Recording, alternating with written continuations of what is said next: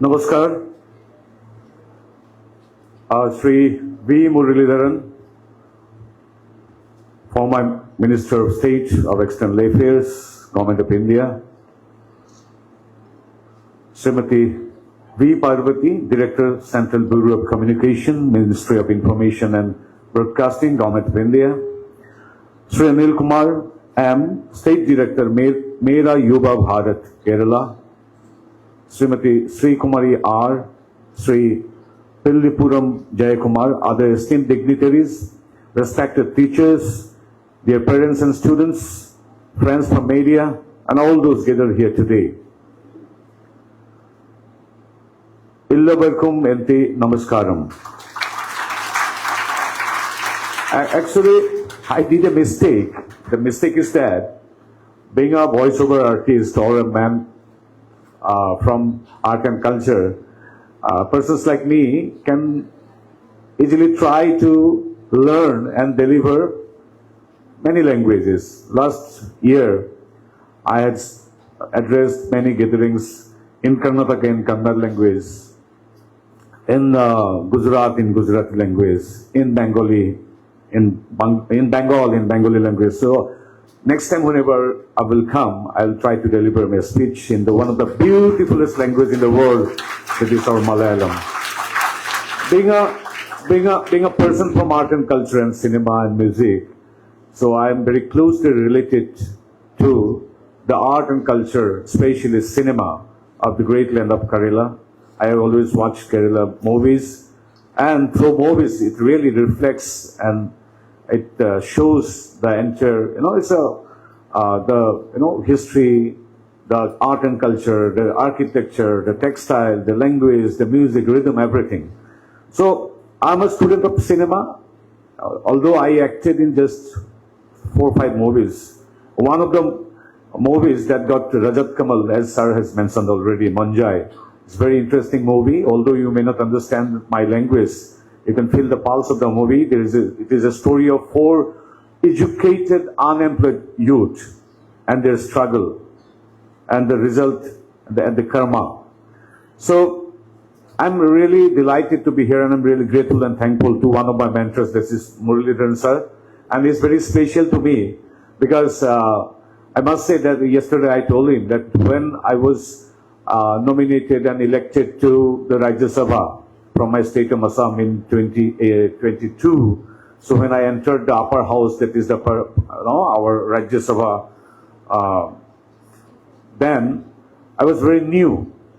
So although I used to speak like this in front of camera, in front of gathering, or I had the experience to face any kind of situation, but the Rajya Sabha and Lok Sabha, these are always different. So when I entered, I was a little bit nervous.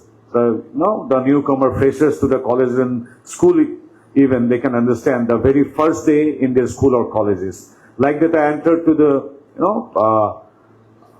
Rajya Sabha, and that I met 2 persons. One is now the Governor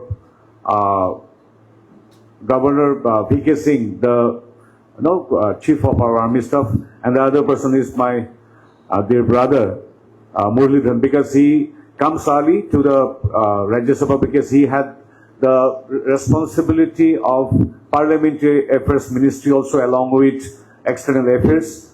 So from the very first day, he welcomed me very warmly to the Rajya Sabha. So the first day one can never forget, and so with fond memory, with due respect, I always remember the first day, and whenever I remember the first day, his face always comes to my mind. And another thing is that, being the Deputy Chief Whip or the Parliamentary Minister, he used to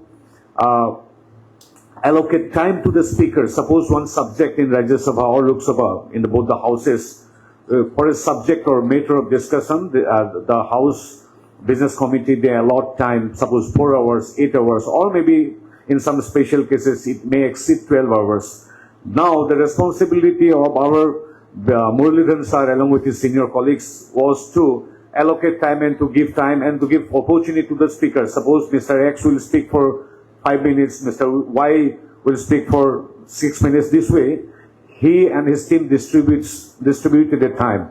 And I was so lucky that I was always chosen by my brother Muraleedharan and his team, because he considered two things. First, I am from Northeast. Earlier, before Honorable Prime Minister Modi ji became the Pradhan Sevak of this country, Northeast India was considered to be at the periphery. But Modi ji brought Northeast to the center stage of our country. So it was reflected even during the time of proceedings and procedures and business of our house. So I'm really thankful I have taken this opportunity to thank from this August forum to Muraleedharan ji that you have given time during your tenure to a young new parliamentarian from Northeast. So I am from Margarita. Margarita, actually my birthplace is Margarita. That's why I took my surname after my birthplace. That is Margarita. My name is Pavitra. But very interesting thing is that when I just became the MP of Rajya Sabha, many phone calls came, especially friends from other parts of my country, especially the southern part also. When even now also sometimes happen, whenever I pick up the phone, then they always tell me, please, may I speak to Madam Pavitra? So later I came to know that, like in the northeastern part and, in Odisha, Bengal, Pavitra is a common male name. But in South India, I am told that it is a female name, right? So now I'm speaking the minister, not only Harita Batu, Madam Pavitra, the minister. So again, I have to request, and please believe me, I am the minister, myself is Pavitra. It's a male name in eastern part of India. Again, then comes Margarita, it's another female name in Italy and Europe. So there is a confusion. Anyways, I'm telling about my birthplace. It is Margarita, and I was Googling, and I found that distance from Thiruvananthapuram to Kashmir is aerial distance maybe 2,600 something like that, 2,700 kilometers like that. But I have seen that Margarita is far distant from, Thiruvananthapuram. It may be 2,800 kilometer distant. My place is almost bordering, just aerial distance to China, Myanmar, Thailand is less than 1,000 kilometers. But I am traveling yesterday, sir, by flight more than 4,000 kilometers. So I came straight from Assam yesterday. I traveled to Delhi for 2.5 hours. Then there was a layover of 1 hour there in Delhi. Then again flew here to Thiruvananthapuram. It took probably 2.5 hours. So I am from the far distant place at the eastern part of India, that is Assam. And my birthplace, that is Margarita, is almost at the border of Assam and Arunachal. So you have heard of Assamese culture, the name of Assam, especially because of Modi ji. He has mentioned, he has, promoted our culture, our art, our history in different fora, especially in Man Ki Baat also. Man Ki Baat also. So I would proudly say that out of this 122 Man Ki Baat, I have listened to almost all, at least 120 or 119. So 99.99% of attendance of me in Man Ki Baat. So as our director of CBC has already mentioned, yes, Man Ki Baat is very special program. It's not, in true sense, it is Man Ki Baat. So it's not a radio show. It's not a typical radio show. It is the platform where everything, right from our flora, fauna to history to cultural legacy, our art and culture, human resource, youth, exam, everything, it covers everything. So I'm really honored and I'm really glad to know that this particular competition, which is a brainchild of our Honorable Muraleedharan ji. So I think this is first of its kind of competition, and I have already taken his permission whether I can replicate it in my state of Assam. So really, it's I must appreciate it not as a minister or his colleague, as a citizen of India. I must thank him. I must appreciate him for this endeavor. And just a few lines about Assam. So it is my duty, although I'm a minister of Government of India, as I represent Assam, just few lines about Assam. It's my duty to speak something about Assam. Assam The population of Assam is 3.4 crore, almost like Kerala, right? We have 14 Lok Sabha seats, and Kerala is 20, and we have 7 Rajya Sabha seats. 7 Rajya Sabha seats. Our population is in 3.4. So according to the population, it changes a little bit. So Assam, in Assam in the northeast, Assam is surrounded by other 6 northeastern states. Earlier, altogether, entire northeast was Assam. But later, in due course of time, now many states, present states, got their statehoods, and so Arunachal, Meghalaya, Manipur, Nagaland, Tripura, Meghalaya, Mizoram, all were just a couple of years ago, decades ago, it was as a whole known as Assam. So Assam is very rich in culture. We produced one of the first talkies, that is the movies with voice. One of the first talkies we produced long ago, almost 89 years ago, we produced the first talkies, the cinema. It's called Joymoti. We produced 90 years ago the first movie in Assam, which is amongst the first 5 to 6 talkies of India. And it was the first re-recorded movie. Re-recorded movie means first dubbed movie. What happens, you can understand, in the scene, after shooting and editing, generally the voice are redubbed. We put the voice accordingly, we put the background music, then the effects on the scenes as occurred. So, but this was the first re-recorded or dubbed movie. And third interesting point of this movie, Joymoti, is that the central character, the protagonist, is a female character. The first movie with a female protagonist is Assamese movie produced long ago in 1936 by Rupkon Jyoti Prasad Agarwala. And another interesting thing, after Tamil, Ramayana was first translated to a Tamil language, maybe 500, 450 years ago. I've forgotten the exact year. But yes, Ramayana was first translated to Tamil. After Tamil, Ramayana was second, after Tamil, it was translated to Assamese language. Then it was translated to all the other languages. And Assamese language is amongst the few classical languages of India. In the same way, we have Satriya dance. It's a part of Vaishnavite culture. And Satriya dance is amongst the 8 or 9 classical dance forms of India. In the Northeast, as well, you'll be surprised to know, we have more than 200 tribes and sub-tribes. We have more than 220 languages, sub-languages and dialects. 220. You see, I have read somewhere, I have not met those persons or that particular community. Even some, languages are spoken only by 20, 30 persons. So in the linguistic way, in the art and culture, even textile, each and every tribe have different kind of motif, different kind of, textile design, motif, and so many differences are there, but at the end, we are Assamese and we are proud Bharatiya. This is the beauty of our nation, and that is why, I feel so much of similarity of my motherland, Assam, even standing here in Kerala also. This is the beauty of our country, our Bharat, our nation. We are similar. All the youth from the youth to our senior citizens to our villages, our flora fauna, the greenery, everything is similar. So that is why I always take pride being an Indian, and I know that you also believe in that mantra, the ethos of that mantra. That is, 2 mantras are there.